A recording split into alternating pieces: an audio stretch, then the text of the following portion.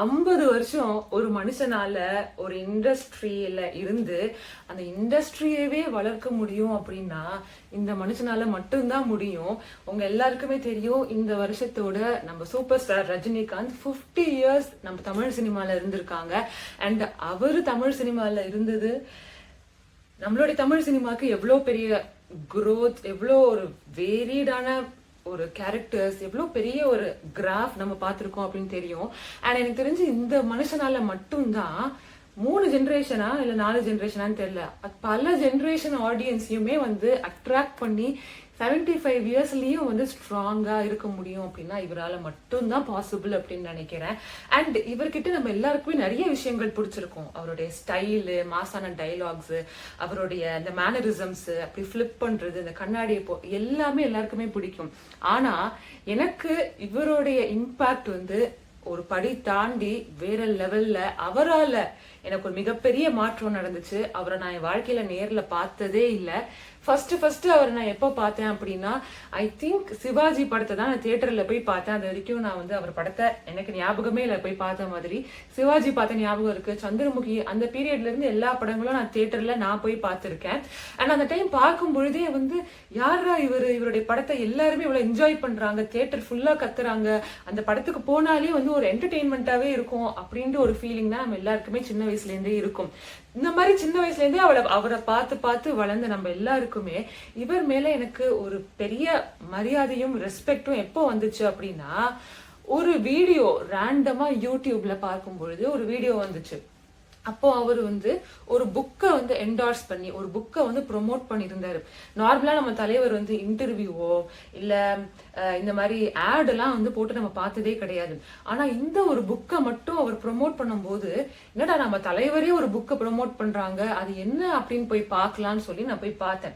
அந்த வீடியோவுக்கு பெருசா வியூஸ் எல்லாம் கூட எதுவுமே இல்லை. ரொம்ப ஆச்சரியமா இருந்துச்சு. ஏன்னா தலைவர் என்டார்ஸ் பண்ற ஒரு வீடியோக்கு எப்படி வியூஸ் இல்லாம இருக்கும் அப்படின்னு. ஆனா அந்த புக்கை படிச்சேன். அந்த புக்கை படிச்சுட்டு என் வாழ்க்கை லிட்ரலா 180 டிகிரிஸ் மாறிடுச்சு.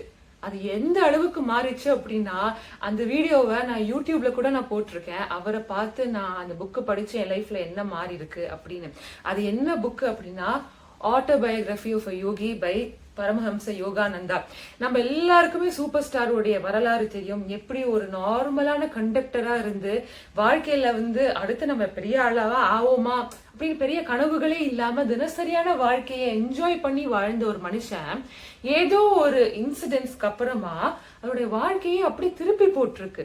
ஆனா அந்த திருப்பி போட்ட வாழ்க்கையில சக்சஸ் அதிகமா வர வர, பணம், பொருள், ஃபேம் இதெல்லாம் வர வர எல்லாருக்குமே இருக்கக்கூடிய அந்த ஒரு ஈகோ, எல்லாருக்கும் இருக்கக்கூடிய அந்த பெருமை, பெருமிதம், கர்வம், அந்த ஃபேஸ் எல்லாம் தாண்டி சடனா ஒரு ஸ்பிரிச்சுவலான ஒரு லைஃபை நோக்கி போன நம்ம தலைவர் எப்படி அந்த டிரான்ஸ்ஃபர்மேஷனை அடைந்தார், எப்படி இந்த புக்கை படிச்சு அவருக்கு அந்த டிரான்ஸ்ஃபர்மேஷன் வந்துச்சு அப்படின்னு அந்த வீடியோல சூப்பரா சொல்லியிருப்பாங்க. ஒரு நபர், ஒரு ஒண்ணுமே இல்லாத ஒரு நபர் ஃபேமஸா ஆகுறாங்க அப்படின்றது ஒரு பெரிய விஷயம். ஆனா ஃபேமஸா ஆனதுக்கு அப்புறமும் அந்த பவரையும் அந்த பொருளையும் அந்த ஒரு ஃபேமையும் அந்த பேரையும் அப்படியே மெயின்டைன் பண்றது எவ்வளவு பெரிய விஷயம் அப்படின்னா, ஒருத்தருடைய பெருமையை வந்து ஒரு செகண்ட்ல அழிச்சிடலாம். அதாவது அவர் மேல இருக்கக்கூடிய ட்ரஸ்டோ, அவர் மேல இருக்கிற புகழ், ஒரு சின்ன விஷயம் செஞ்சா கூட அது எல்லாருக்குமே அந்த மரியாதை போயிட வாய்ப்பு இருக்கு. ஏன்னா அவர் அவ்வளவு ஃபேமஸான ஒரு பர்சன். ஆனா தொடர்ந்து அவர் மேல இருக்கக்கூடிய அன்பு இன்னும் மக்களுக்கு இன்க்ரீஸ் ஆகி கொண்டே இருக்கு அப்படின்னா, எல்லாரும் செய்யக்கூடிய விஷயத்தை தவிர ஏதோ ஒண்ணு அவர் வித்தியாசமா செய்யறாரு அப்படின்ற ஒரு இன்ட்ரெஸ்ட் எனக்கு அவர் மேல எப்போதுமே இருக்கும். ஏன்னா அவருடைய ஃபேஸ்ல பாத்தீங்கன்னா ஏதோ ஒரு எனர்ஜி, ஏதோ ஒரு பாசிட்டிவிட்டி, ஏதோ ஒரு ஸ்மைல், ஏதோ ஒரு வித்தியாசமான ஒரு விஷயம், ஒரு ஈர்க்கக்கூடிய விஷயம் எல்லாருக்குமே இருக்கும். அது நிறைய பேர் வந்து அவருடைய மேனரிசம் அப்படின்னு சொல்றாங்க. மேனரிசம் சின்ன வயசுல இருந்தே அவருக்கு இருக்கு. ஆனா அந்த லாஸ்ட் 20 இயர்ஸ்ல நீங்க பாத்தீங்கன்னா ஒரு டிஃபரன்ஸ் அவருடைய பேச்சிலையும் சரி, அவருடைய சிந்தனையிலையும் சரி, அவர் செய்யக்கூடிய விஷயங்களையுமே இருக்கும். எனக்கு தெரிஞ்ச அது எல்லாமே அவருடைய ஸ்பிரிச்சுவல் லைஃப் நோக்கி போனதுனால இருக்கலாம் அப்படின்னு எனக்கு தோணுச்சு. அண்ட் அவர் ஒரு விஷயம் செய்யறாரு, அவருக்கு அந்த ஒரு விஷயம் ரொம்ப சக்சஸ்ஃபுல்லா அமைஞ்சிருக்கு, அப்ப நம்மளும் ட்ரை பண்ணக்கூடாதா அப்படின்னு தான் நான் அந்த ஆட்டோபயோகிராஃபி ஆஃப் யோகி அப்படின்ற புக்கு நான் படிச்சேன். அந்த புக்கை படிச்சுட்டு சத்தியமா நான் சொல்றேன், என் லைஃப்ல நான் எதிர்பார்க்கவே இல்லை. நான் ரொம்ப நாளா நமக்கு ஒரு மென்டார் இல்லையே, நமக்கு ஒரு கைடு இல்லையே, நமக்கு யாரும் சொல்லி கொடுக்க ஆள் இல்லையே அப்படின்னு நான் நினைச்சேன். ஆனா தலைவர் படங்கள்ல எல்லாருக்குமே கைட் பண்ணுவாரு. அவர் சொல்லக்கூடிய ஒவ்வொரு படத்துலயும் அவ்வளவு டைலாக்ஸ் இருக்கும், அவ்வளவு பேருக்கு மோட்டிவேட் பண்ணுவாங்க. அவருடைய சாங்ஸ் நம்ம இன்னமும் கேட்டு என்ஜாய் பண்ணுவோம். ஆனா திரையில இருக்கக்கூடிய ஒரு நபர் ஒரு வீடியோ போட்டு என்னை இன்ஸ்பயர் பண்ணி என் லைஃபே மாத்தினாரு அப்படின்னா அது சாதாரணமான ஒரு விஷயம் கிடையாது. ஒரு ட்ரூ ஸ்பிரிச்சுவல் பர்சனால மட்டும் தான் அது நிஜமாவே பாசிபிள். நீங்க உங்க லைஃபை நிஜமாகவே இம்ப்ரூவ் பண்ணணும் அப்படின்னு நினைச்சீங்கன்னா இந்த book autobiography of yogi by Paramahansa Yogananda definitely படிங்க. உங்க லைஃப்ல நீங்க எதுக்கு பிறந்தீங்க, உங்க லைஃபோடைய பர்பஸ் என்ன, இன்னொரு ஜென்மம் வேணுமா, உங்களுடைய வாழ்க்கையோடைய கர்மா என்ன, மனுஷங்களோட ஏன் உங்களுக்கு பிரச்சனை வருது, அந்த பிரச்சனைகள் இல்லாம இருக்கிறதுக்கு எப்படி வாழணும், உங்க லைஃப்ல திரும்பி பார்க்கும் பொழுது நான் என்னோட லைஃப் சூப்பரா வாழ்ந்துட்டேன்ப்பா அப்படின்ற ஒரு திருப்தி வேணும் அப்படின்னா நீங்க என்னெல்லாம் செய்யணும். அந்த பரமஹம்ச யோகானந்தாவே ஒரு சாதாரண குடும்பத்துல பிறந்து அவர் எப்படி ஒரு மிகப்பெரிய யோகியா ஆனாரு அப்படின்ற கதையுமே அந்த புக்ல ரொம்ப அற்புதமா சொல்லியிருப்பாங்க. அந்த புக்கு படிக்கும் பொழுது உங்களுக்குள்ள டெஃபினட்டா இது ஒரு மாற்றம் நடக்கும். அண்ட் அந்த வீடியோவை போட்டு நிறைய பேர் அந்த புக்கு படிச்சாங்க. இன்னமும் எனக்கு டிஎம்ஸ்ல அந்த புக்கு எப்படி நீங்க படிச்சீங்க, அந்த புக் எனக்கு ரொம்ப யூஸ் ஆச்சு அப்படின்னு நிறைய பேர் எனக்கு இன்ஸ்டாகிராம்ல மெசேஜ் பண்ணி சொல்லுவாங்க. சோ இந்த புக்கு நான் கோவிட்ல படிச்சேன்.